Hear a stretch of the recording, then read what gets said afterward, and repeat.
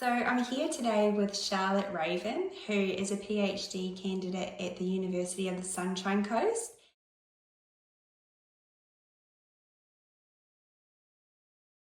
So I have always, for as long as I can remember, just loved insects and entomology.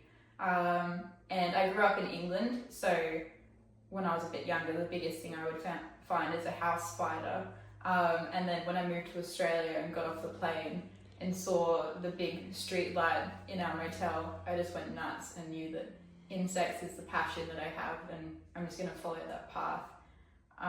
And since I've learned more about the Australian diversity of insects, it's just amazing how many different species, shapes, sizes, colours of insects there are. And yeah, it just blows my mind every day. But my specific area of expertise in entomology is tropical rainforest ecology and entomology, and specifically how different gradients of disturbance and elevation and just vegetation structural change influence insects in terms of traits and composition and diversity.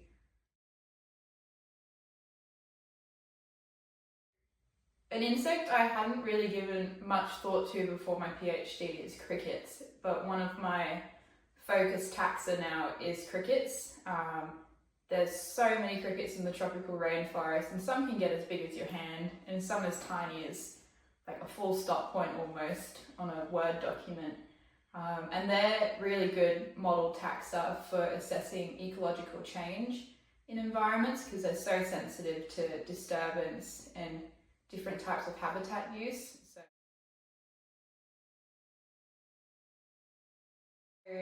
there's obviously so many species of insects and so many species to be described.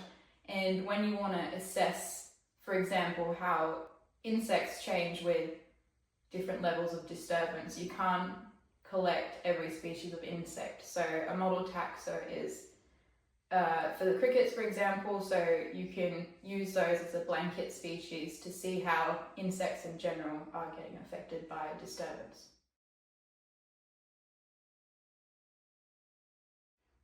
So in my line of work with sampling in the rainforest, there's, which is quite a good thing, not too many invasive species that we get in the traps. There are some exotic species of ants that we get, but we haven't sampled any of the more well-known pest species like the electric ant or the yellow crazy ant, which is great news.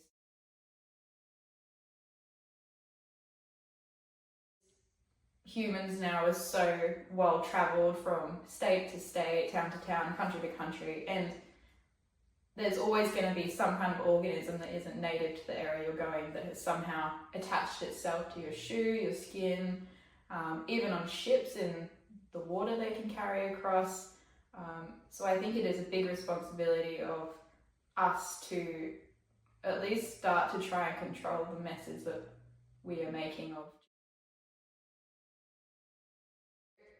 When entomologists and pest control managers work together, I think like field technicians for pest control businesses get such a deeper understanding of insect biology, ecology, and behaviour, and that will obviously help to tailor pest control applications.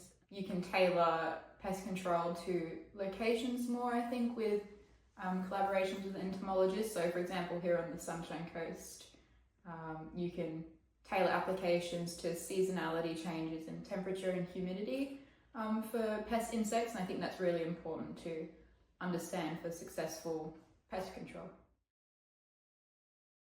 I think a big one that most people will be aware about is when we have all this rain, the next morning you'll go out and you'll just get covered in tiny flying insects. They'll be over your car, the wings will be in your windsill, and that's because there's these massive nuptial flights that are often triggered by these massive rain events of termites and ants. With global warming, obviously the planet is gradually warming from climate change, and so many insects, invertebrates, arthropods thrive most in these humid, moist, hot conditions compared to cold winters. So pests are actually going to be able to thrive in areas they might not usually thrive, even in different seasons, because of these increased temperatures.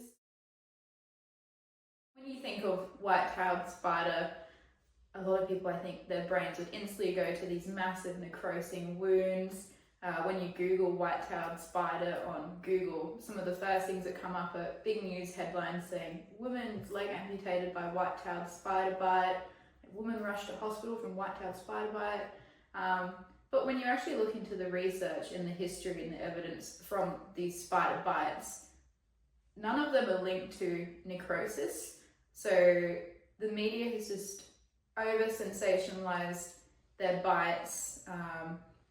Doctors even in the past have misdiagnosed skin infections like staph infection, or even in some cases skin cancer, as a white-tailed spider bite, because the patient will say, oh, I saw a white-tailed spider in my cupboard the other day. Confirmation bias. Yeah, and it's really damaging to spider populations, because in general, I think they're super over-vilified, and when the media plays such a big part in everyone's daily lives, almost minute by minute, it's hard not to read into that narrative.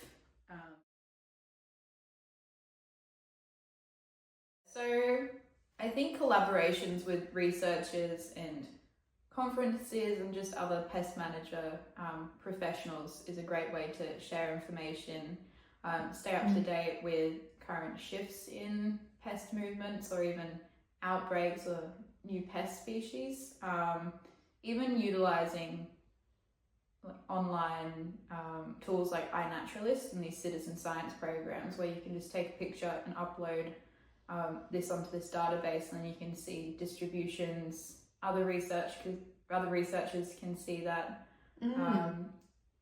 Even collecting specimens that technicians or pest managers are unsure about and submitting them to a taxonomy specialist or a museum, and then you can get news about whether it's a pest or DNA barcoding.